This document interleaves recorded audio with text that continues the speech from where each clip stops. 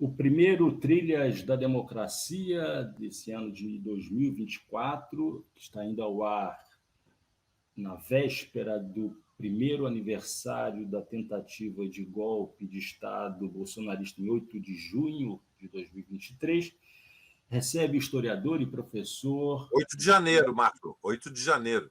Eu falei quanto? Junho. Eu falei 8 de janeiro de 2023. Já foi a primeira intervenção do professor historiador Valério Arcari, que no final do ano, agora eu vou acertando, dia 27 de dezembro de 2023, publicou no site Esquerda Online um artigo intitulado, abre aspas, 2024, o ano em que viveremos perigosamente, sobre o qual dialogaremos nesse Trilhas da Democracia de hoje. Seja muito bem-vindo, Valério. É um prazer recebê-lo mais uma vez aqui no Trilhas da Democracia. Obrigado, Marco, a todos que acompanham o Trilhas da Democracia no 247, na TVT, na Rádio Brasil de Fato. Feliz Ano Novo para você, Marco, e para todos os que nos acompanham. Valério, nesse artigo você defende a ideia de que o fundamento da crescente influência da extrema-direita no mundo corresponde a uma estratégia contra-revolucionária para salvar o capitalismo e preservar a liderança dos Estados Unidos. Eu te pergunto por que o fundamento dessa crescente influência não pode se limitar, da extrema-direita, não pode se limitar apenas a uma crise do sistema de partidos construído pelo regime liberal-democrático. Por que há alguma coisa de mais profundo, alguma coisa de mais profunda nessa crise que você defende na ideia que eu acabei de expor acima? Por favor, Valério.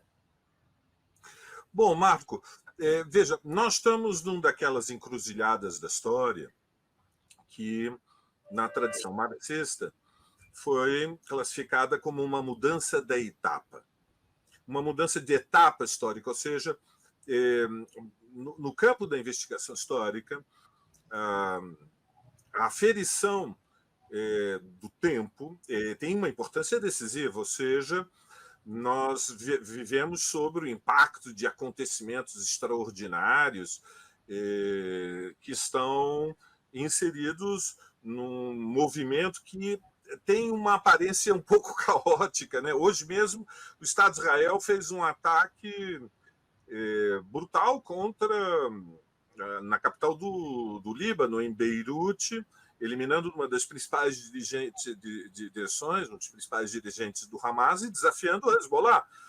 O Nasrallah, o principal líder do Hezbollah, ia fazer um pronunciamento e o ataque foi um ataque fulminante.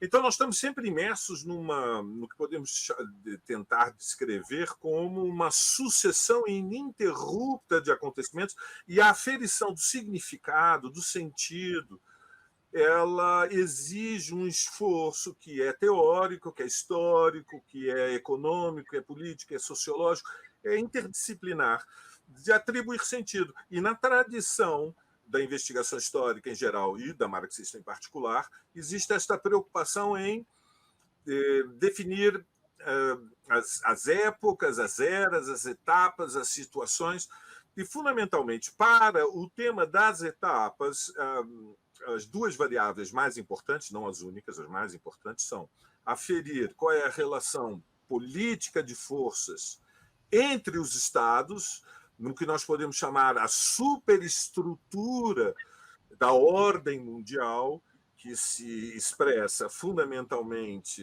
na rivalidade, na conflitividade entre Estados, e a segunda variável, a luta de classe, ou seja, os conflitos que derivam do antagonismo fundamental que divide as sociedades contemporâneas, que é o conflito capital-trabalho. Essas duas variáveis, elas orientam a tentativa de definir etapas. Muito bem.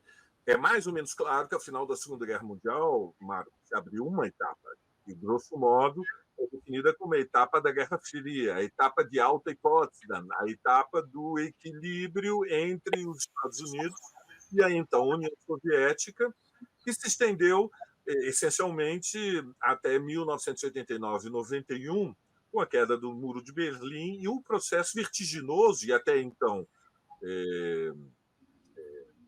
insólito, que foi uma restauração capitalista muito rápida.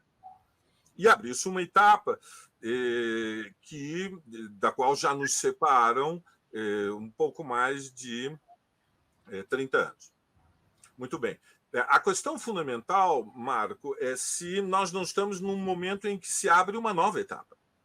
Nós estamos numa passagem histórica. E ela é determinada, creio que, por 4 variáveis fundamentais que nós devemos apreciar, tornando o modelo um pouquinho mais complexo. Primeiro é que o capitalismo conheceu um mini-boom nos anos 80 com Reagan-Thatcher, conheceu nos anos 90 um mini-boom nos governos Clinton, conheceu na primeira década do século XXI um mini-boom com os governos de Bush filho, mas nesta última década, a década que vai fundamentalmente 2008 até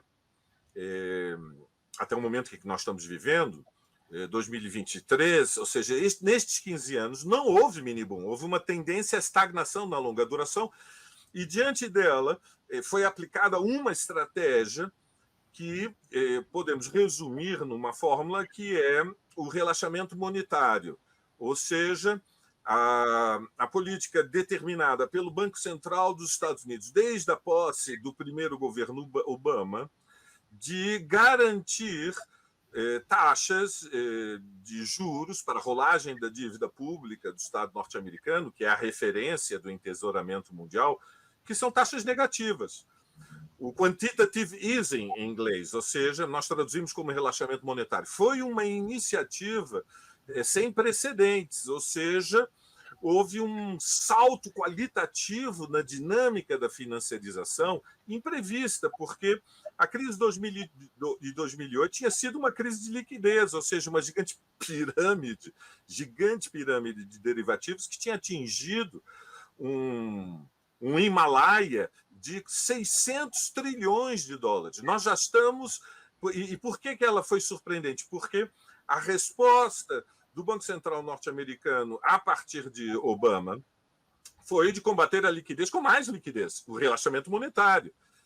E não veio o crescimento. Tivemos uma década de recessão. Não houve os anos 30 em câmara lenta, como muitos tinham previsto, inclusive nos nossos círculos marxistas, né, a previsão de que uma nova depressão estaria no horizonte, por isso a ideia dos anos 30 em câmara lenta. Isso não ocorreu, não houve depressão, mas houve uma tendência à estagnação na longa duração. Mas neste processo se agudizou uma dinâmica que é determinada essencialmente pelo crescimento chinês e, portanto, pela perspectiva de que a hegemonia, se quisermos, a supremacia dos Estados Unidos no sistema internacional de Estados, que decorre do lugar fundamental que tem a economia norte-americana como a locomotiva do capitalismo contemporâneo, sendo questionada. Então, esta é uma primeira variável, porque não há muita perspectiva de que se possa voltar ao quantitative easing, ou seja, o Banco Central norte-americano ele sinaliza com muita cautela uma dinâmica de redução da taxa de juros, mas não vai voltar às taxas negativas que prevaleceram nesses últimos 15 anos. Logo, o horizonte é de desaceleração ainda mais acentuada pós-pandêmica. E este elemento, ele evidentemente, ele introduz uma turbulência no horizonte histórico, Marco, porque se o capitalismo crescer, a desigualdade continua se perpetuando, mas o que nós podemos chamar o piso da miséria vai subindo, lentamente, mas vai subindo. Reduziu-se a miséria no mundo, a pobreza material e biológica, e a redução da pobreza, ainda quando a desigualdade não diminui ou eventualmente cresce, e tem variações, depende dos países e dos continentes, ela é um elemento de contenção do conflito social. Mas, se não há crescimento, o conflito social fica mais agudo. muito mais agudo. Então, nós vemos a audiência de movimentos contra a imigração disparando na Europa Ocidental e nos Estados Unidos. Acabou de vencer as eleições na Holanda um partido de extrema-direita que tem como bandeira fundamental a xenofobia alucinada.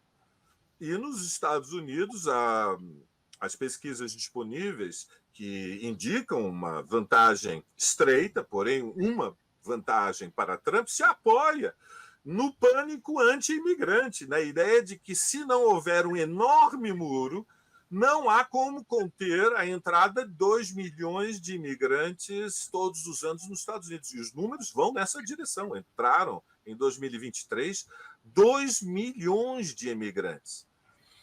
Faço um parênteses, eu tenho amigos em Chicago, recebi uma matéria de um deles, um jornalista, um investigador extraordinário, Lee Suster. Ele me dizia, olha, aqui em Chicago nós recebemos, durante 2023, algo próximo a 25 mil imigrantes latinos. Mas, em função do impacto da guerra da Ucrânia, recebemos quase 30 mil do leste europeu. E, portanto, um dos dramas urbanísticos de Chicago é onde fazer o alojamento dessas 50 mil pessoas. Fecha o parênteses. Então, nós temos... Valério, só acerca da imigração, né? Desde os anos 80, né, que os fluxos migratórios do norte da África na direção da Europa são crescentes, né? Claro. Só que houve um intervalo de tempo em que, digamos, os partidos de direita moderada no continente europeu acabaram assumindo o discurso anti-imigratório dentro de determinadas, digamos, esferas civilizacionais, né?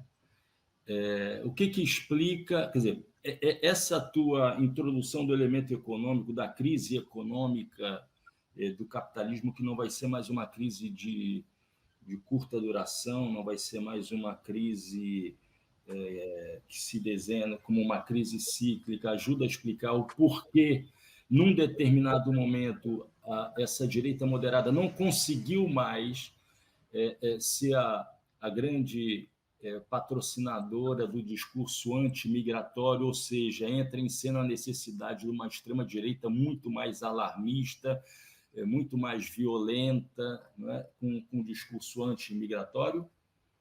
Claro. Veja, a bandeira anti-imigração é uma das agitações programáticas mais importantes da extrema-direita à escala internacional, associada, evidentemente, ao perigo chinês. Então, você tem uma nova etapa histórica em que os Estados Unidos não têm mais como preservar a posição de liderança da Troika como a força dominante que ocupa o lugar da preservação da ordem mundial. Os Estados Unidos têm que abrir negociações com a China pelo gigantismo, dinamismo do crescimento chinês.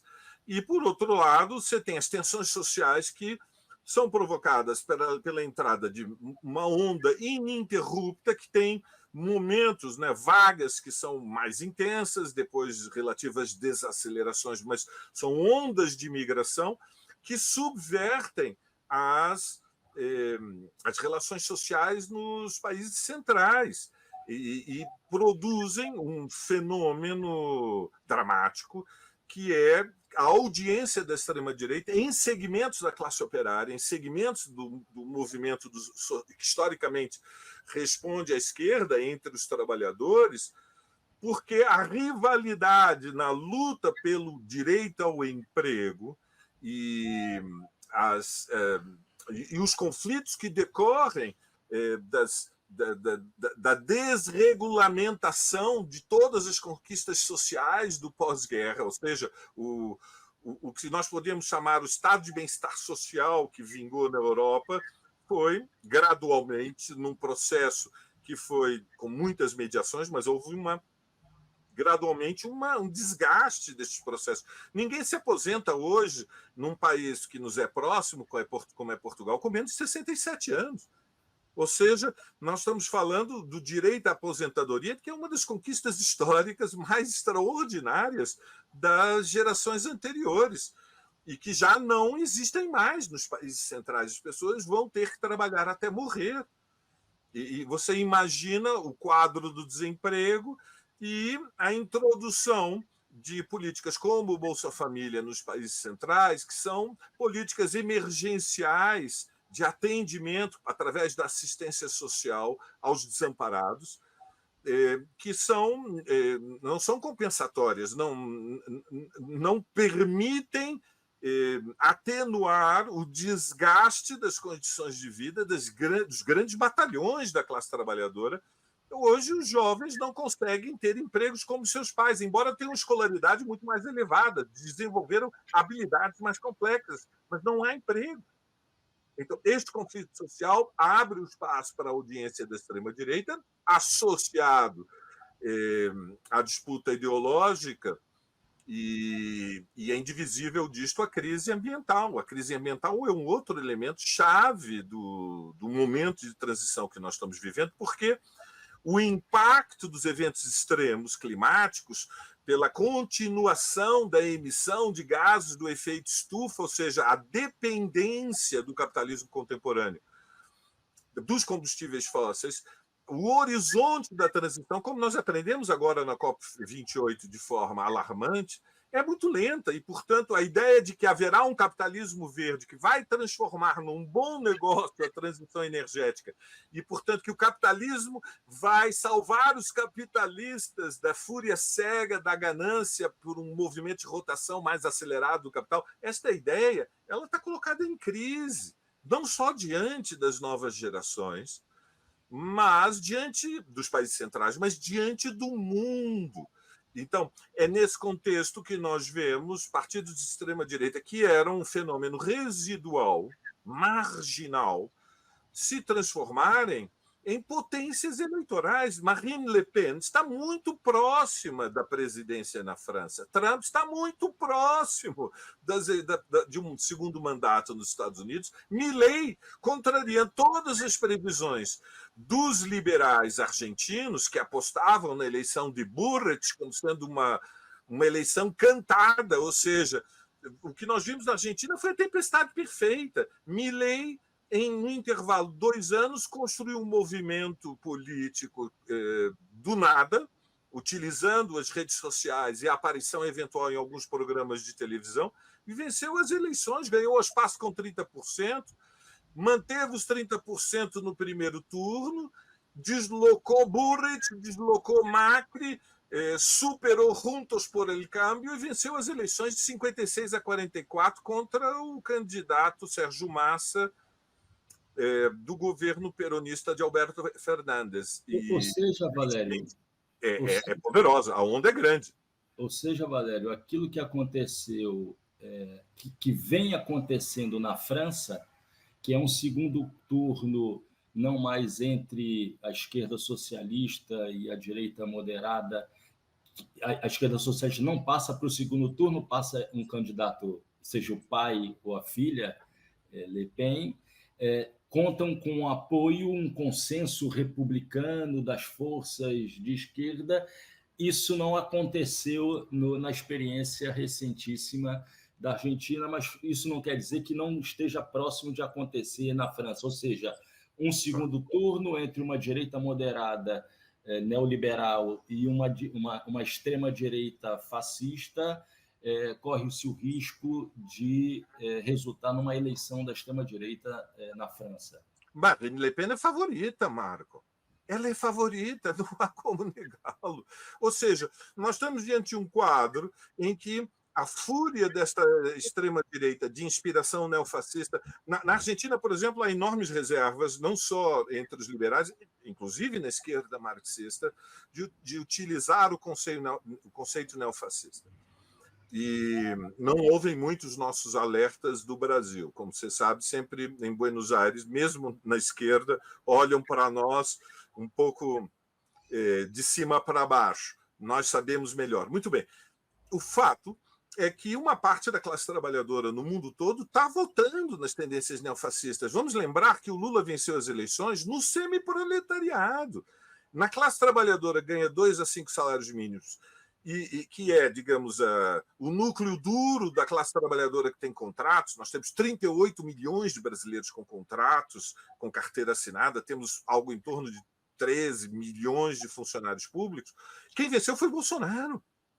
Vou repetir, quem venceu na classe trabalhadora que tem contratos e direitos no Brasil foi o bolsonarismo, foi o neofascismo. E isto é uma indicação de que o neofascismo contemporâneo, evidentemente, ele não é um copia e cola do que foi o fascismo do século passado, há 100 anos atrás, mas ele é um programa de choque contra-revolucionário, ele é um programa de subversão da relação de forças para abrir espaço para um movimento de giro, de rotação do capital mais acelerado, ou seja, em linguagem, repito, da tradição marxista, de elevação da taxa média de extração de mais-valia, para garantir que haja crescimento econômico. E a aposta dos neofascistas é que o crescimento só virá se a geração atual da classe trabalhadora aceitar perder os direitos que foram conquistados pela geração anterior e preservar, e assim se preserva, no fundamental, os privilégios da classe dominante, dos donos do dinheiro, do capital, e, em menor medida, a classe média vive a ilusão, a expectativa de que também os seus estatutos privilegiados, né, os pequenos e médios proprietários, aqueles que têm funções executivas no setor privado ou no setor público, e têm a ilusão de que poderão preservar os seus privilégios. Não compreendem que o neofascismo é um programa de destruição de conquistas civilizatórias, é uma regressão histórica em toda a linha, que vai colocar a humanidade, se avançar, diante do perigo de guerra mundial. Não nos enganamos, a relação de Milei com o Estado de Israel não é acidental.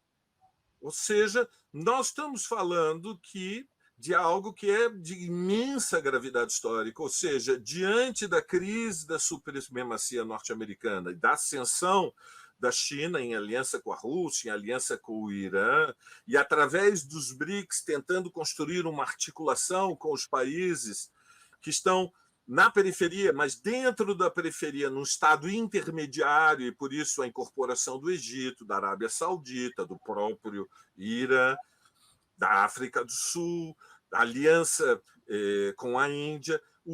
Esta tensão ela veio para ficar.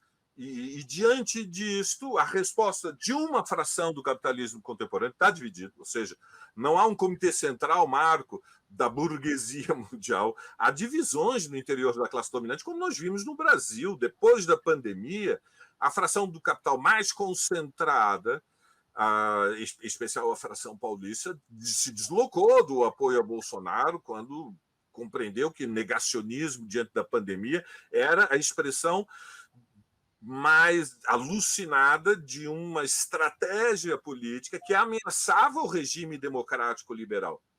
Infelizmente, na Argentina, muita gente ainda duvida de que Milei é uma ameaça ao regime democrático liberal, mas isso é evidente. O pacote das 300 medidas que tem que ser aprovado intacto ou rejeitado intacto dentro do Congresso, seja pela Câmara ou seja pelo Senado, ele é indivisível do pacote que a Burrit apresentou depois do Natal, na semana passada, que é um pacote de estreitamento, enrijecimento, endurecimento do regime que ameaça as liberdades democráticas.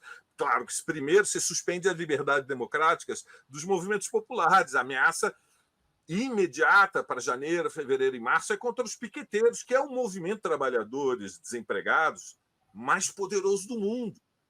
Mas o que está em jogo é se é possível fazer desenvolver o tipo de estratégia que passa pela desnacionalização da economia, pela venda das estatais, pela venda dos direitos de mineração e ao mesmo tempo, a destruição das conquistas sociais, se isto é possível ser feito sem repressão, sem violência e, portanto, sem ameaças de liberdades democráticas, que depois se volta contra a própria classe dominante, como a classe dominante brasileira aprendeu com a ditadura, que você põe no poder os radicais, a direita ultrarradical, mas depois, para tirá-los do poder, é uma dificuldade.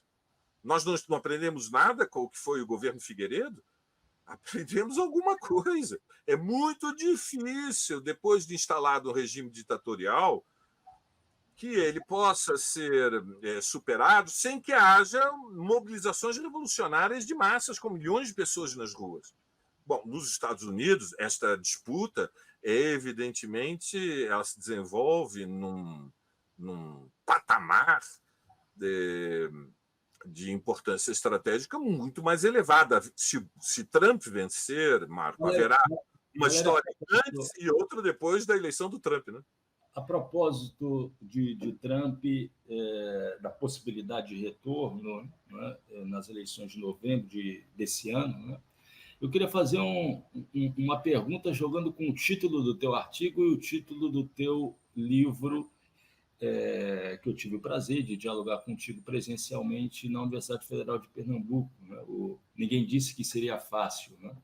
A diferença entre o Ninguém Disse que Seria Fácil e o ano em que viveremos perigosamente passa pelas expectativas em relação ao que pode acontecer em novembro, nas eleições dos Estados Unidos, o que pode ser, que novo mundo, entre aspas, é esse favorável ao crescimento acelerado das forças de extrema-direita que passa pelas eleições presidenciais desse ano nos Estados Unidos?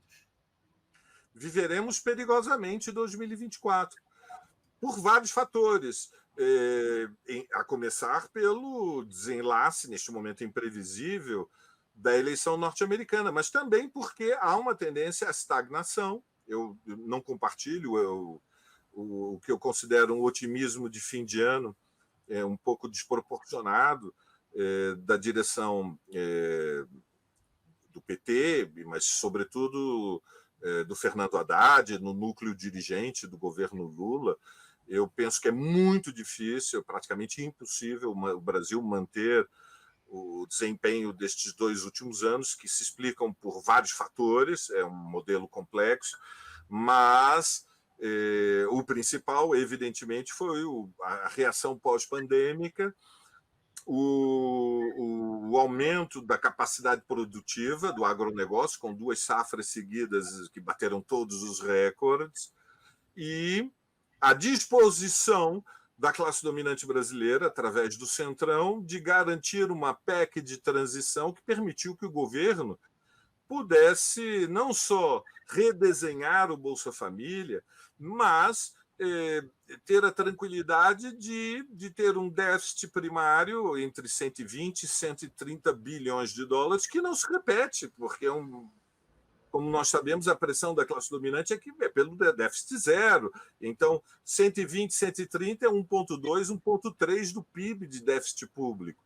E pelos números do Fundo Monetário, a dívida pública brasileira, em proporção ao PIB, já está em 80%. Então, é uma ilusão imaginar que nós podemos ter num país, mesmo sendo semi-periférico, sendo o maior, enfim, espaço de mercado, é o país que na periferia tem o maior mercado interno, ainda são 40 milhões de consumidores de bens duráveis, são 60 milhões de consumidores de bens semiduráveis, são 100 milhões de pessoas na população economicamente ativa. Nós não podemos ter patamares, Marcos, de endividamento em proporção em relação ao PIB, tal como é a ordem capitalista contemporânea, no nível dos Estados Unidos, 130%, nem falar do Japão, com 250%, nem falar da França ou do Reino Unido, que estão acima dos 150%.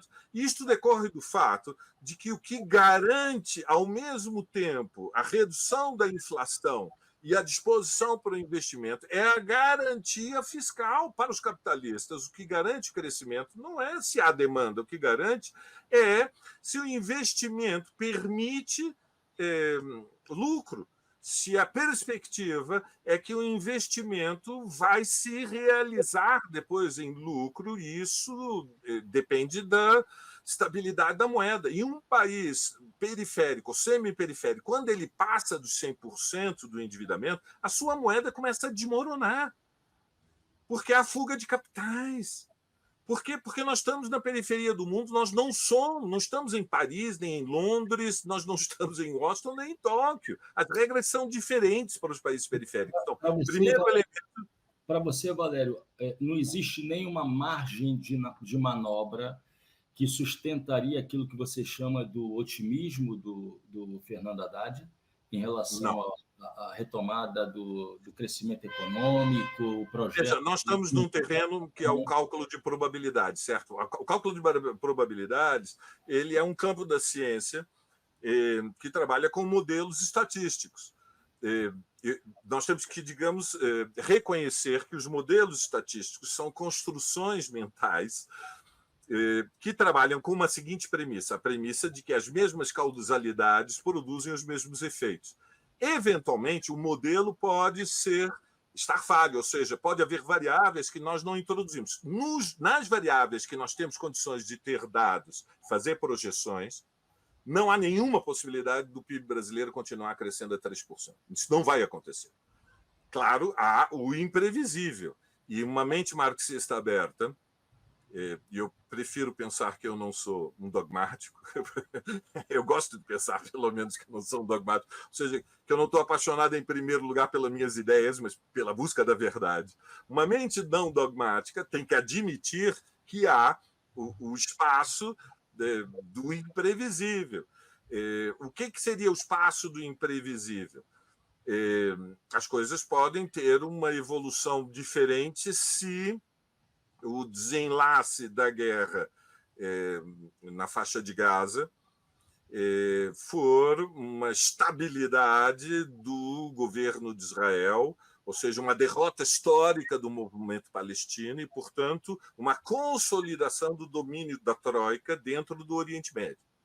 Porque isso garante, por um período indefinido, que a economia da Troika, Estados Unidos, União Europeia e Japão, tem o abastecimento de petróleo pelo intervalo de 20, 25 anos, que é necessário para fazer a transição energética, de tal maneira que não vai ter conflito com a OPEP se corresponder aos interesses dos Estados Unidos, elevar um pouco ou baixar muito o preço do barril de petróleo. E, portanto, que a OPEP fica semi-esfacelada, que é a vitória de Israel significaria uma derrota monumental da capacidade da OPEP.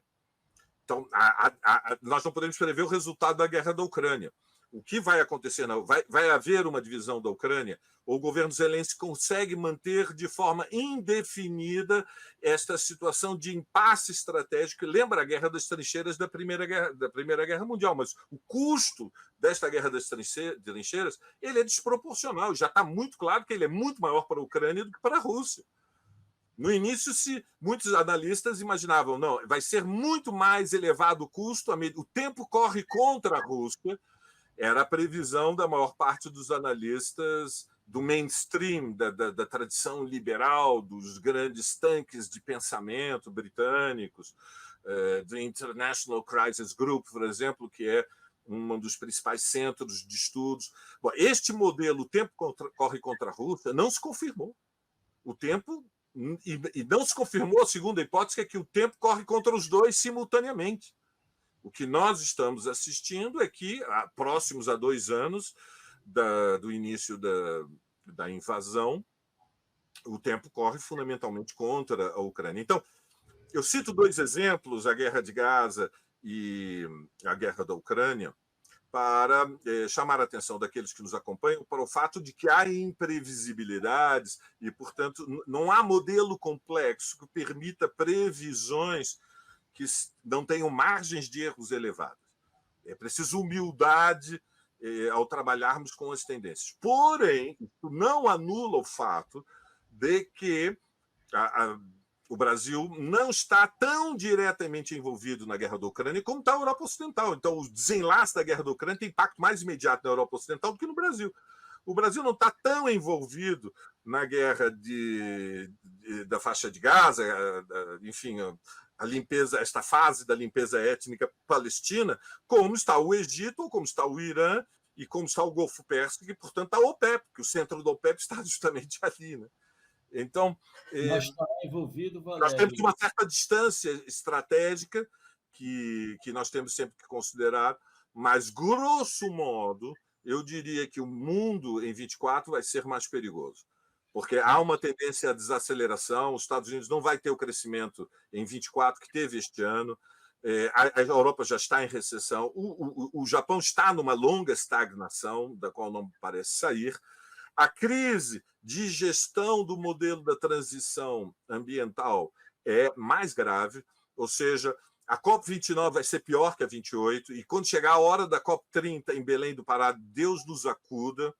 Ai, ai, ai, ui, ui, ui, chama a tia Chica, porque eu não faço ideia de que catástrofes ambientais, ou seja, os investigadores do IPCC, do centro, que concentra os climatologistas, os meteorologistas, os investigadores que estão na linha de ponta, que recebem os dados mais atualizados, é evidente que eles estão revisando seus modelos, porque os modelos mais pessimistas foram superados pela tragédia que foi 2023, o ano mais quente da história.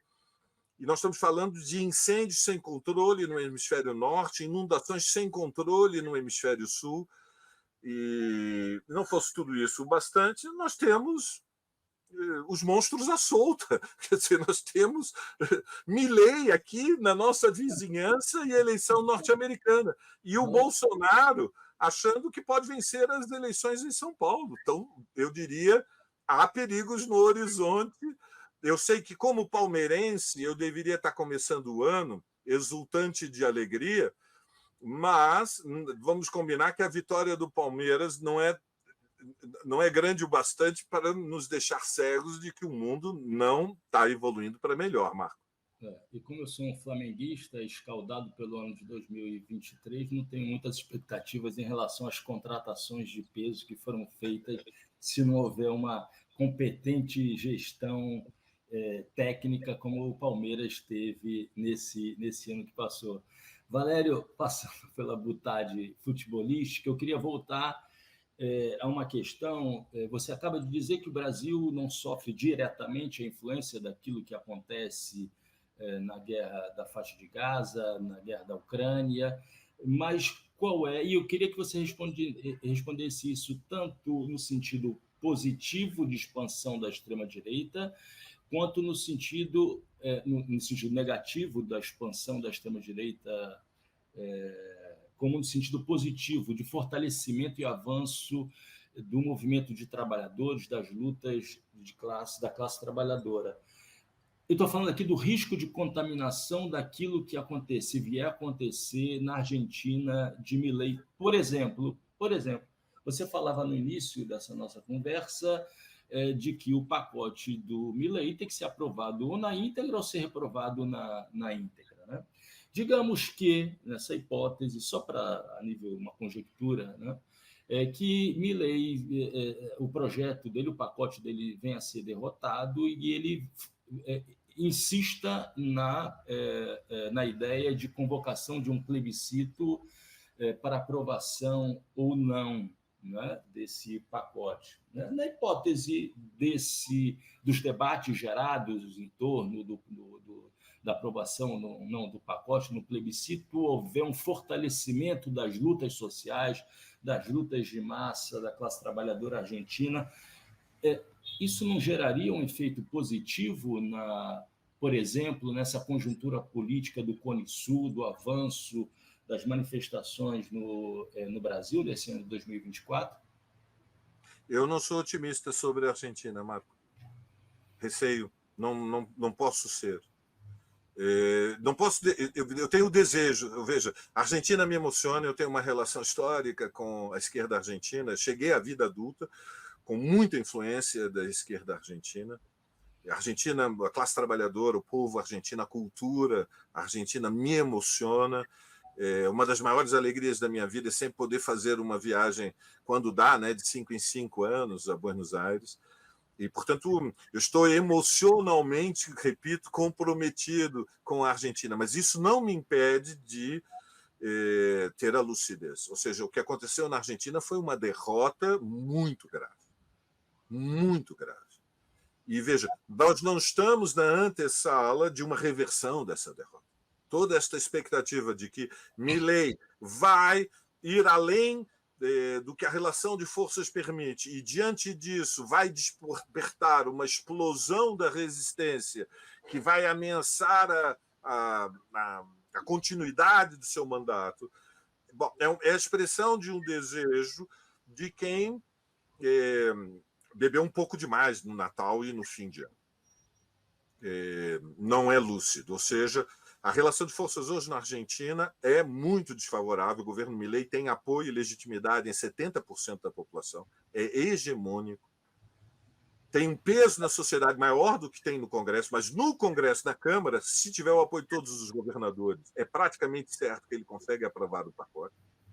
Eventualmente, se não aprovar o pacote, ele tem 2 caminhos. A primeira é sentar para negociar com as frações dissidentes, que estarão concentradas essencialmente entre os radicais, liderados por Horácio Larreta, e aquilo que nós podemos chamar a corrente mais moderada do peronismo, para apresentar um novo pacote, ou ir diretamente para o plebiscito. Imaginar que, diante disso, nós estamos na antessala de uma greve geral que vai subverter e, digamos, inverter a relação social e política de forças de um dia para o outro, me parece pensamento mágico. Não creio que seja a hipótese mais provável.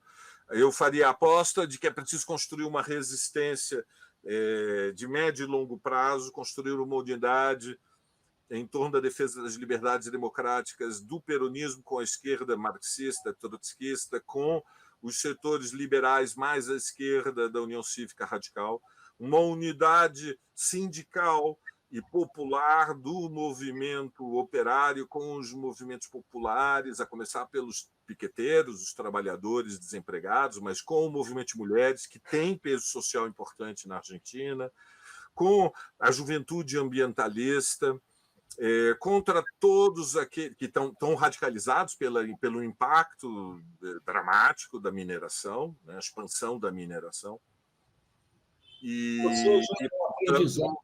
Ou seja, um aprendizado com o que foi feito no Brasil, a resistência... A tática brasileira, exatamente. No Brasil. É isso que eu penso, que o mais sensato seria a tática brasileira, processo de acumulação de forças, conscientes de que, a curto prazo, a situação tende a piorar antes que ela possa melhorar. E, infelizmente, e isso evidentemente tem impacto também na situação brasileira, porque o nosso destino é indivisível do destino da Argentina. E é evidente que a extrema-direita está mais assanhada depois da vitória do Milei.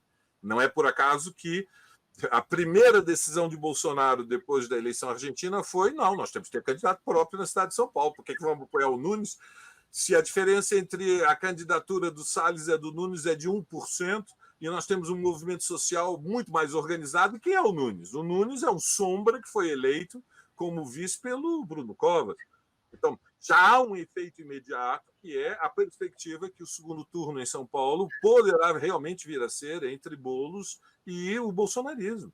É diferente de um segundo turno entre Boulos e aquilo que o Nunes representa, que é uma aliança do que nós podemos chamar o campo político do Centrão. O Nunes é uma expressão municipal do que é o Centrão em Brasília. A direita, disfarçada de centro, mas é basicamente isso. Por outro lado, eu deveria acrescentar, Marco, que quando nós pensamos as tendências principais da situação mundial, nós temos que, com uma visão muito crítica, digamos, compreendermos que há algumas rotas de fuga, entre aspas, que foram centrais para o capitalismo superar as crises cíclicas desde o final da Segunda Guerra Mundial, mais acentuadamente para o que nos interessa, a partir dos anos 80. Ou seja, essencialmente o capitalismo utilizou quatro recursos estratégicos para superar as suas crises cíclicas. E eu tentei, no artigo 2024, alertar que o mais provável é que nós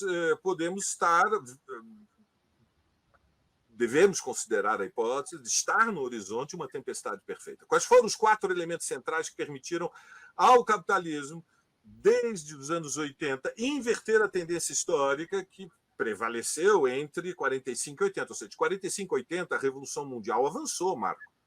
Depois da derrota do nazifascismo, triunfou a Revolução na China. Houve uma Revolução Operária e Camponesa na Bolívia em 52, interrompida, mas houve. Houve o triunfo da Revolução Cubana, houve a Revolução Coreana, houve a vitória da Guerra do Vietnã, ainda que é um custo trágico, imensurável. Ou seja, existia uma tendência a que um horizonte pós-capitalista fosse percebido por dezenas de milhões. Em algum momento, nos anos 70, a imensa maioria dos trabalhadores nos países urbanizados, não só nos centros dos antigos impérios, mesmo nos países periféricos que tinham conhecido uma industrialização mais acentuada, a maioria dos trabalhadores aderia a algum tipo de visão socialista. Muito bem, depois de 80 isso mudou. Quais foram as 4 rotas de fuga? Bom, a primeira, evidentemente, foi aumentar a superexploração e iniciar um movimento de revogação dos direitos conquistados nos 30 anos anteriores. A segunda foi acelerar as transições tecnológicas, ou seja, um investimento enorme em pesquisa, em tecnologia, numa corrida científica contra a União Soviética, para fazer com que a substituição do capital fixo fosse mais rápida, ou seja, o tempo do ciclo fosse reduzido. A terceira foi a internacionalização do capital. Havia ainda regiões inteiras do mundo onde a maioria da população era camponesa. Isso acabou, isso mudou. O capitalismo chegou nas últimas fronteiras, na última ilha do arquipélago das Filipinas. Chegou nos últimos vales das montanhas da Indonésia. Chegou em Bangladesh. Não é? Nós estamos comprando camisetas hoje no Brasil que são fabricadas com algodão brasileiro na indústria de Bangladesh. E, finalmente, a quarta, que foi a mais importante, foi a financiarização. A chave foi a financiarização. A financiarização é a fuga daquilo que nós podemos chamar um excesso de capital acumulado, que não consegue se valorizar entrando no processo produtivo, porque está diante do dilema produzir o quê? Aonde para vender para quem? Produzir o quê? Aonde para vender para quem? Foge para a financiarização. E isso explica a explosão das dívidas. Hoje mesmo sai uma matéria na imprensa paulista que reverbera um estudo muito sério de um think tank britânico, um Instituto Internacional de Finanças, ligado aos liberais, evidentemente, que sinaliza que a dívida mundial já está no patamar dos 300 trilhões. Nós temos um PIB que está oscilando um pouco menos de 100 trilhões. E temos uma dívida acumulada, a dos estados está em 88, quase 90 trilhões, a das empresas privadas supera, está em 90, depois vem a dos bancos, do sistema financeiro, depois vem a das famílias. Nós temos uma pirâmide de 300 trilhões. Veja, há um limite para este processo de financiarização. Em última análise, está ancorado nos derivativos, ou seja, na ausência de uma regulamentação bancária, como que é aquela que existia até Bretton Woods, porque as moedas eram moedas ancoradas no lastro do ouro, e depois dos anos 80, com as reformas de Thatcher e de Reagan, quando o setor financeiro permitiu que surgissem bancos de investimentos que não têm que ter reservas bancárias. Um pouco de contra-reforma, de ordenamento, foi feito com o Obama, mas isso não impediu que a indústria dos derivativos continuasse disparando. Então, diante das tendências atuais, que vão para a desaceleração, prevalece entre os liberais a expectativa de que vai ter pouso suave, de que não há perigo de craque. que não há perigo de um novo 2008. Eu não seria tão otimista. Eu não acredito que a arquitetura financeira mundial, o BIS, o Banco de Basileia, o Fundo Monetário, o BID, o FED, tenham condições de fazer uma mudança de rota depois do que foi a acumulação do endividamento no tempo da farra do dinheiro barato, que foi o tempo do relaxamento monetário e do quantitative easing. Que relação isto tem com a extrema-direita e o Brasil? Bom, a relação é esta, Marco. A disputa no mundo é pelo poder mundial. Não há governo mundial e não haverá governo mundial com o capitalismo. Mas os problemas que acossam a humanidade não têm solução fora de uma autoridade mundial. É impossível conter a catástrofe climática, que vai ser uma espécie de, vou usar uma imagem bíblica, um Armagedon climático. Parece um exagero, mas veja, se as calotas polares, se as geleiras, se o aumento da temperatura superar 1,5 grau, não até 2050, mas até 2030, é isso que nós vamos ver, a elevação do nível dos oceanos. Nós vamos ver cidades inteiras. E hoje as autoridades mundiais, quer dizer, que poderiam ser responsáveis pela formação de um consenso que resultasse no conjunto de políticas, encontram-se numa profunda... Porque não há governo mundial. Então, este tema da dinâmica do capitalismo tem uma relação indivisível com o tema do governo mundial. E o tema do governo mundial é o papel da China. Então, aqui eu quero botar o dedo na ferida. Qual é o dedo na ferida? Até hoje, nunca houve transição de supremacia sem guerra mundial. Desde o século XVII. Desde o Tratado de Westfália, de 1648, nunca houve transição de potência hegemônica sem guerra. Primeiro foi o longo ciclo das guerras anglo-holandesas, na segunda metade do século XVII.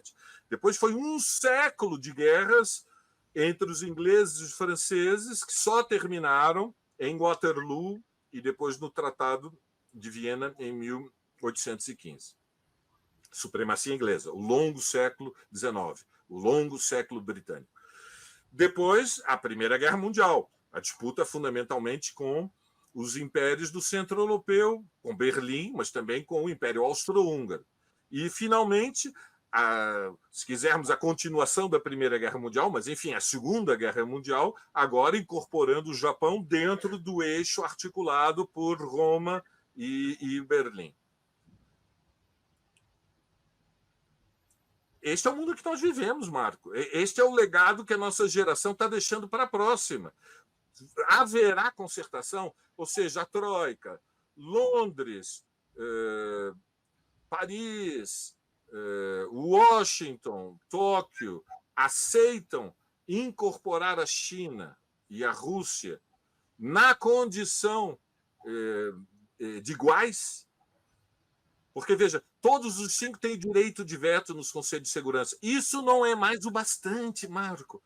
Não está errado o governo brasileiro, e o Lula em particular, quando ele diz que a reforma da ONU é inadiável. Por quê? Porque a ONU é disfuncional. Porque se não serve nem para impedir guerras locais, alguém acha que ela é eficaz para conter um possível conflito mundial? Bom, não há perigo de guerra mundial a curto prazo, evidentemente. Mas, se estamos indo numa direção de um novo 2008, se essa possibilidade existe, as dívidas disparando, os limites de endividamento dos Estados cada vez mais estreitos, a tendência à estagnação na longa duração. Se a fuga para a financiarização coloca o perigo de um novo crash como foi 2008. Se não há condições mínimas de garantir uma transição energética mais rápida, mas muito, muito, muito mais rápida. Quer dizer, veja, no Brasil nós contivemos as queimadas na Amazônia, elas aumentaram no Cerrado, até agora não tem um fazendeiro preso. Veja, os garimpeiros foram expulsos de Roraima em janeiro diante da crise humanitária dos Yanomami, e agora tem mais de 25 mil garimpeiros de volta em Roraima. É impunidade total, é o descontrole, porque falta a mão que tem a decisão de garantir que não tem limites. A mão não treme. Não vai ter mais garimpeiros em Roraima. Não vai ter mais queimada do Cerrado. E se é preciso expropriar 25% do Cerrado sem indenização e botar 200 fazendeiros na cadeia, a mão não vai tremer. Alguém imagina que vai ser possível controlar a expansão da fronteira agrícola conversando com o agronegócio? Então, veja, isto se coloca numa escala que é mundial. Quem conversa? Você acha que com Netanyahu vai haver uma discussão civilizada de que tem que parar o genocídio, que já matou 20 mil? Veja, a extrema-direita não vai ser contida porque tem bases sociais de Israel enquanto Netanyahu não tiver sentado no tribunal de Haia como criminoso contra a humanidade. Isso não vai acontecer. Vai ser a impunidade. E essas transformações exigem, evidentemente, mudança na relação de forças, que não existem, mas é por isso que o mundo é perigoso. Eu não gostaria, no primeiro domingo de janeiro, e justo na véspera de um ano de aniversário, do 8 de janeiro, fazer palavras dramáticas. Então, eu vou te abrir essa possibilidade, remetendo, né, aos interessados que leiam 2024, o ano em que viveremos perigosamente, que se encontra no site Esquerda Online. Eu te abro essa possibilidade, faltando 3 minutos para a gente terminar essa entrevista, te perguntando qual a principal lição decorrente do primeiro aniversário do 8 de janeiro de 2023. Eu penso que a principal lição é que, se nós não contivermos a extrema-direita, eles vão avançar. É parte da dinâmica da luta de classes. Eles perderam a eleição, mas eles ainda continuam um movimento político, no fundamental, intacto. E, portanto, repito, a mão não pode tremer. Bolsonaro tem que ser preso. Bolsonaro cometeu cometeu crimes que vão muito além dos erros. E, portanto, a sinalização para a extrema-direita tem que ser que uma corrente que é uma ameaça às liberdades democráticas não pode existir legalmente no Brasil. Pode haver uma corrente que seja liberal exaltada, mas não uma corrente que ameaça as liberdades democráticas. Isso não pode existir na legalidade. O neofascismo foi ilegalizado em muitos países do mundo depois da Segunda Guerra Mundial. E isso foi um dos elementos que conteve a influência dos fascistas e dos nazistas dentro daqueles círculos de cabala maçônica semi-clandestino, mas, infelizmente, hoje eles continuam atuando de forma impune e, inclusive, em alguns momentos, provocativa. Vamos lembrar que, na véspera do Natal, sem a extrema-direita, não teria sido derrubado o veto do Lula ao marco temporal. Não foi pouca coisa. Sem o voto dos bolsonaristas, não seria preservado esse escândalo que é a desoneração da folha de pagamento para alguns grupos capitalistas e não para outros.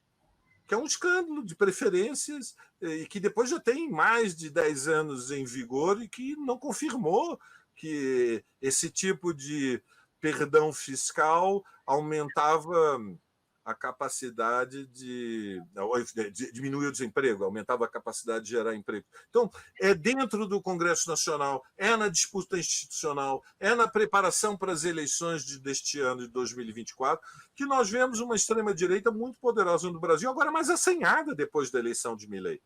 Então, na segunda-feira, agora, dia 8 de janeiro, nós vamos às ruas. Nós temos que ir às ruas, sim. As ruas para defender as liberdades democráticas, e eu vou levar um cartaz, o mais grande que eu consegui segurar durante o tempo da manifestação, com uma reivindicação muito simples: prisão para Bolsonaro, sem anistia. Chegamos ao final do primeiro Trilhas da Democracia desse ano de 2024, com o professor historiador Valério Arcari. Valério, mais uma vez, muito obrigado pela tua disponibilidade nesse segundo dia do último programa. Está sendo gravado no dia 2 de janeiro. Muito obrigado, Valério. Aquele abraço, Marco, para você, para todos os amigos do Recife e todos que acompanham a TV 247, a TVT, a Rádio Brasil de Fato. Aquele abraço. Feliz 2024. Nós estamos aqui. Ainda que perigosamente. Grande abraço, Valério, e até a próxima semana. Até lá.